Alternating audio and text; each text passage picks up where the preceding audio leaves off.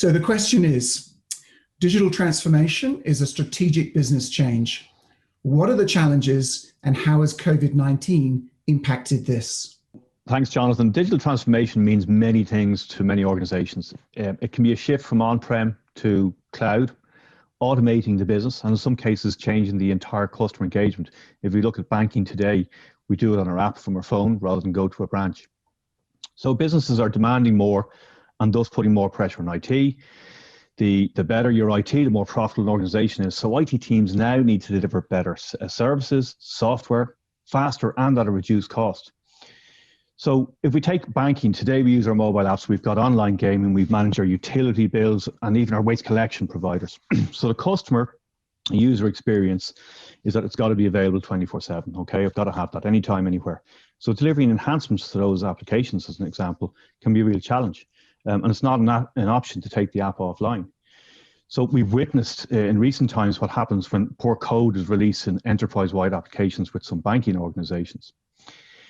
And with security, people think, well, it's, we just lift and shift from on-prem to the cloud. And it's like, you can't do that. It's not that simple. There are very few tools out there that can migrate from on-prem to the cloud. Simple reason, it's a different infrastructure.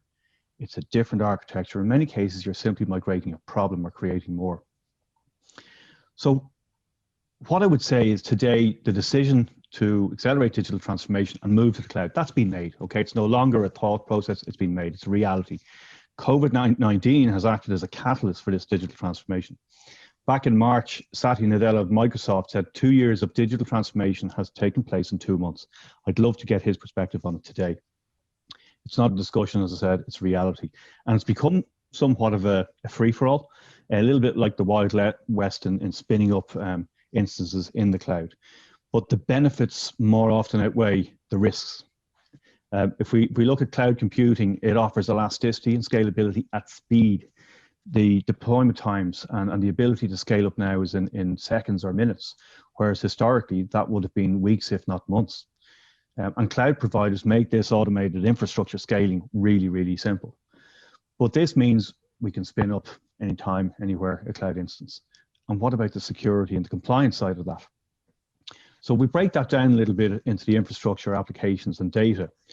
I wanted to step back a little bit and talk about the people working from home. So we've got the majority of workers now working from home as a result of the pandemic. And this has just accelerated the remote working concept for organizations.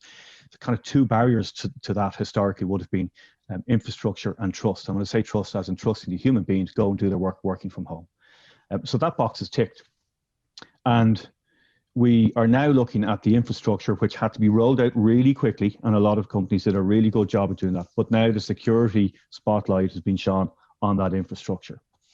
So your perimeter is now ubiquitous and it's porous. Okay, I'm sitting here, I have a laptop, of a mobile device. Over here, I've got a PlayStation. I've got so many things that are here that are connected.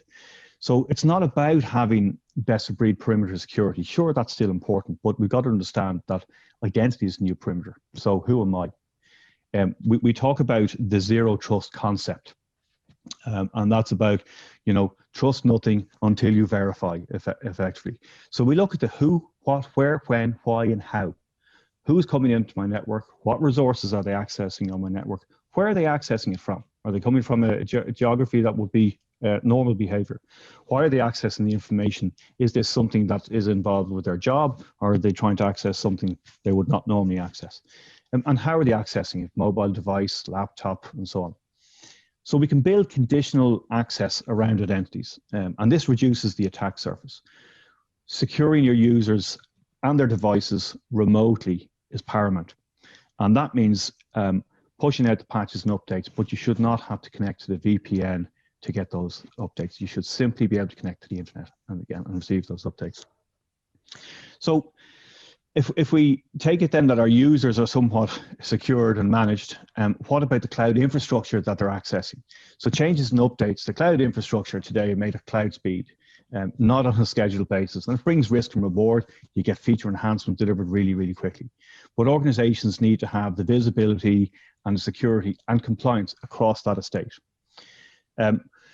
So as a kind of as a starting point, you need to get discovery of your cloud infrastructure, and then check that against security standards and requirements, and where possible compliance, be it regulatory or internal standards. So what we have seen in recent times, and indeed if you read some of the statistics that are out there, that many organizations who are embarking or have embarked on this adopting the cloud strategy, they've got more than one public cloud provider. So they may have AWS with Azure, or Google, or Alibaba, and one of the others. So now we've got security teams that are faced with delivering the mechanism back to the business to demonstrate security, and more often not compliance, across multi-cloud. Avoiding multiple security tools, we often talk about consolidation, but avoiding multiple security and compliance tools to cover the multiple cloud estates is essential. And it's about the consolidation and keeping it simple, and it can be kept simple. With solutions that not only assess your security requirements and compliance across multi-cloud, but this assessment can be done in hours and not weeks.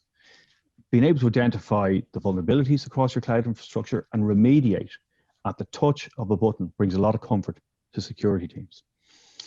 I want to finish up just looking at the area of DevOps. And this is a function that is growing rapidly as more organizations embrace digital transformation.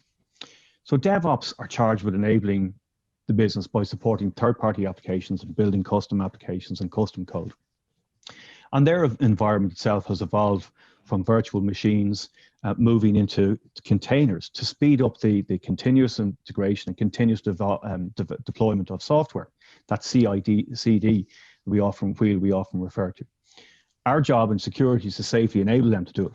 So our solutions now mean that DevOps and SecOps teams can work together, providing a secure and compliant environment for DevOps to continue that work and working at cloud speed.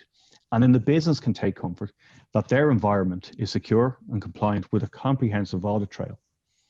Now, we've yet to talk about details on securing identities and data, but be aware of the consequences. And I think just ask British Airways about their reduced fine of 20 million, but we'll have more on that later. Thanks very much for your time.